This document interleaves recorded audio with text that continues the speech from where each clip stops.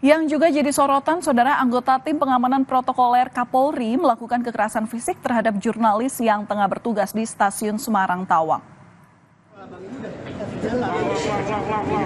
Aku udah di belakang dia loh, Bang. Ini jalan. Iya, ini ambil gambar.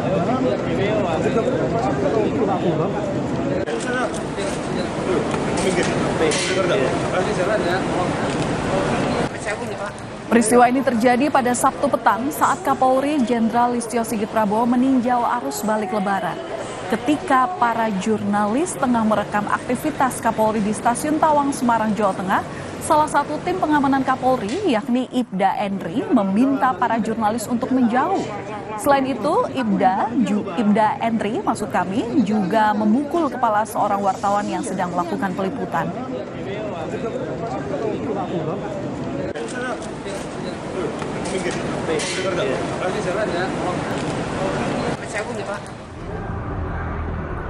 Usai videonya viral di media sosial, Ibda Endri bersama dengan Kabid Humas Polda Jateng serta pejabat pengamanan Kapolri mendatangi kantor LKBN Antara, Biro Jawa Tengah di Semarang pada Minggu malam. Dalam pertemuan tertutup, Ibda Endri meminta maaf atas tindakan kekerasan yang ia lakukan terhadap jurnalis Antara yang bernama Magna Zaizar. Ibda Endri mengakui kesalahan dan berjanji akan lebih humanis dan profesional dalam bertugas.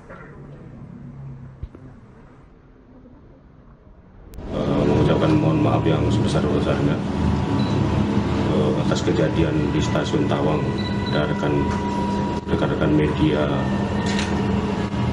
Semoga kedepannya atas kejadian ini kita menjadi lebih humanis, profesional, dan lebih dewasa. Dan sekali lagi kami mengucapkan penyesalan yang sebesar-besarnya dan kami memohon maaf kepada rekan-rekan media seluruh.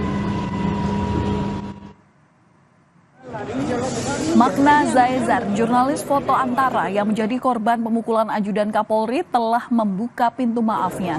Meski demikian, korban berharap ada langkah nyata dan tegas dari institusi Polri sebagai bentuk tanggung jawab dan komitmen terhadap keadilan. Saya sudah mendengarkan permintaan maaf langsung dari Mas Hendri, terus dikawal sama Pak Kabid juga. Beliau datang dari Jakarta langsung menghampiri malam ini untuk mengkoordinasi soal kejadian kemarin. Saya pribadi sudah memaafkan secara manusiawi, saya sudah memaafkan.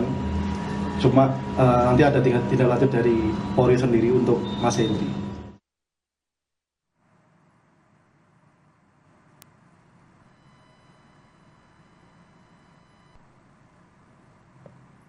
Saudara, sementara itu Kepala Bidang Humas Polda Jawa Tengah Kombes Artanto mengakui tindakan kekerasan terhadap jurnalis oleh Ibda Endri seharusnya bisa dihindari.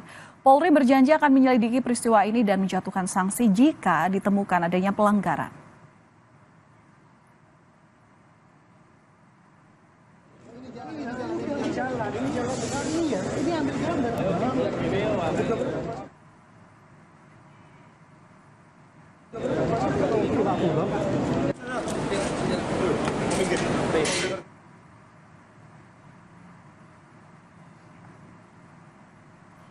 Informasi lain, saudara, merespons kebijakan Presiden Amerika Serikat Donald Trump soal tarif impor produk Indonesia sebesar 32%.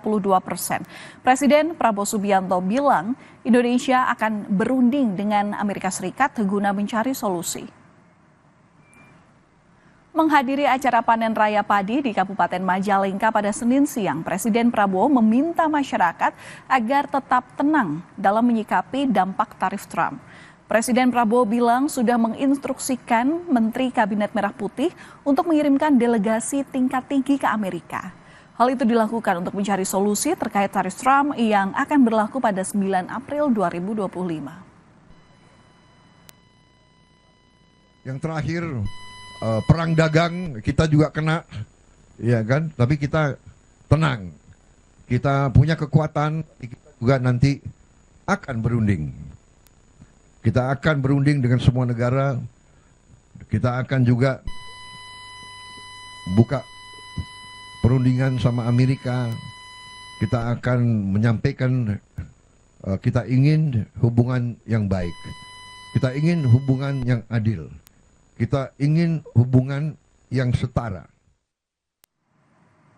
Kita beralih ke dunia olahraga. Saudara, Timnas U17 Indonesia akan menghadapi Yaman pada laga kedua grup C Piala Asia U17 2025 di Stadion Prince Abdullah Al Faisal, Jeddah, Arab Saudi malam ini.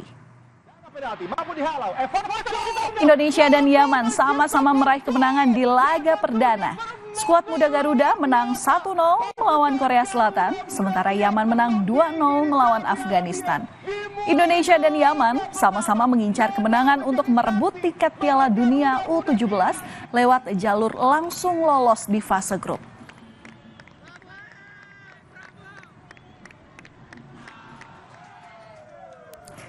Lewat Instagram Timnas Indonesia yang mengunggah video perayaan kemenangan Timnas U17 atas Korea Selatan. Timnas optimistis menghadapi laga selanjutnya. Di sini skuad muda Garuda mengincar kemenangan lawan Yaman malam ini untuk otomatis lolos ke Piala Dunia U17.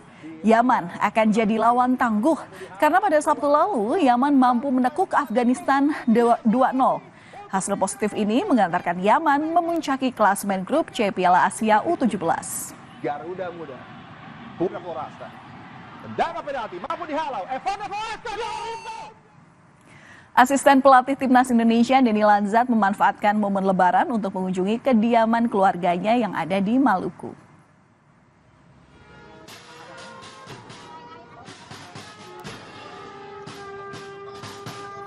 Denny Lanzat membagikan kebahagiaannya melalui media sosial saat dirinya mendarat di Bandara Namniwel di Kabupaten Buru, Maluku. Asisten pelatih berpaspor Belanda ini mengunjungi kampung kakek dan neneknya di Desa Waipotih, Pulau Buru. Warga setempat mengarak mantan pemain Ajax Amsterdam sebagai bentuk sambutan bagi sosok penting di Timnas Indonesia.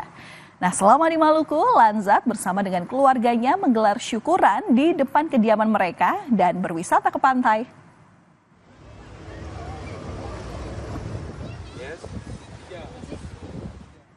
Tetaplah bersama kami di Berita Utama. Usai jeda, jurnalis bernama Juwita baru berusia 23 tahun ditemukan meninggal dunia di Gunung Kupang, Kelurahan Cempaka, Kota Banjarbaru, Kalimantan Selatan pada 22 Maret lalu.